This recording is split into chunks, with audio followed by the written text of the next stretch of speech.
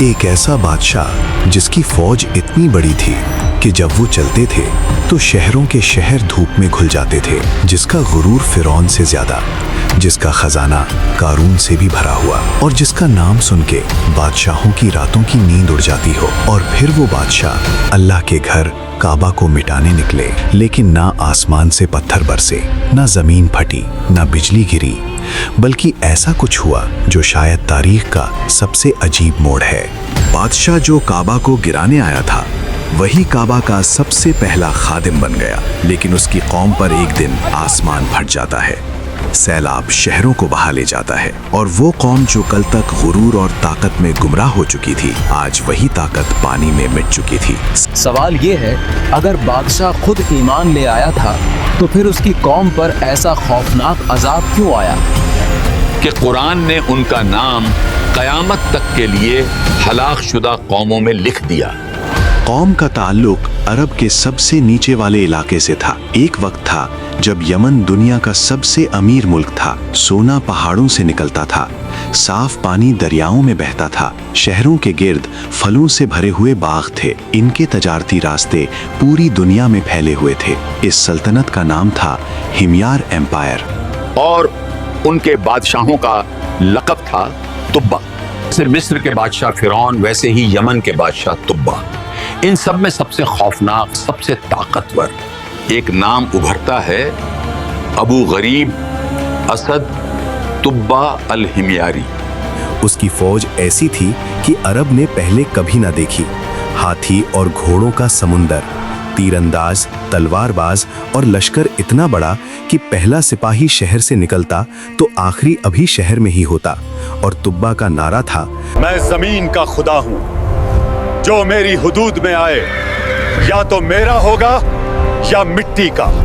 فتح کرتے یہ لشکر پہنچتا ہے عرب کے ایک خاموش علاقے میں، یثرب، آج کا مدینہ۔ اس وقت صرف کھجور کے باغات، کچھ یہودی قبیلے اور ایک عجیب سی سکون والی ہوا۔ تبا نے حکم دیا، کل صبح اس شہر کو جلا دیں گے، لیکن اس رات اس کے خواب میں ایک نورانی شخص آتا ہے جو کہتا ہے، اس زمین کو چھوڑ دے، یہاں میرا رسول آنے والا ہے۔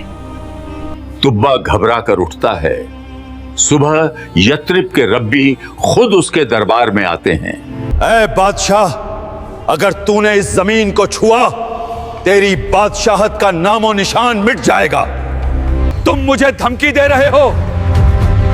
میں وہ ہوں جو شہروں کو سانس لینے دیتا ہوں۔ ہم تجھے نہیں، اس نبی کے رب کا پیغام سنا رہے ہیں جو یہاں ہجرت کرے گا۔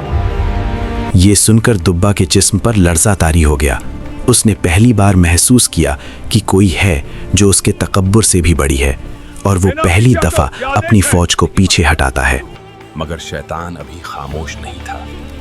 کچھ لوگ تبا کے کان میں پھونکنے لگے، عرب کے بیچ ایک گھر ہے جسے کعبہ کہتے ہیں، لوگ وہاں سونا چڑھاتے ہیں، اگر ہم اسے لوٹ لیں تو عرب گھٹنوں پر آ جائے گا۔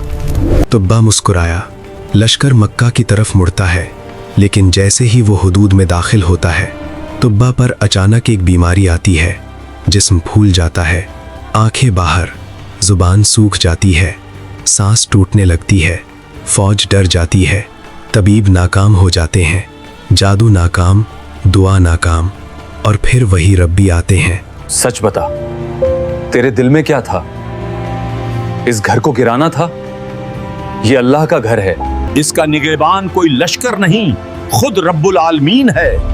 اگر بچنا چاہتا ہے تو ابھی توبہ کر۔ اور جیسے ہی تبا نے نیت بدلی،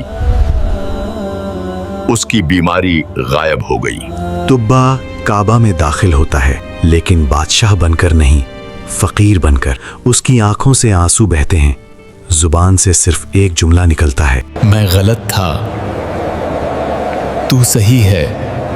وہ قربانی دیتا ہے، صرف جانوروں کی نہیں، اپنے تکبر کی بھی، اور پھر وہ حکم دیتا ہے، اور تاریخ کا سب سے عجیب منظر ہوتا ہے۔ تبا اپنے یمن سے خاص کپڑا منگواتا ہے، سب سے بہترین، اور اپنے ہاتھوں سے پہلی دفعہ کعبہ پر غلاف چڑھاتا ہے۔ کعبہ پر غلاف چڑھانے کے بعد تبا نے صرف توبہ ہی نہیں کی، بلکہ ایک اور کام کیا۔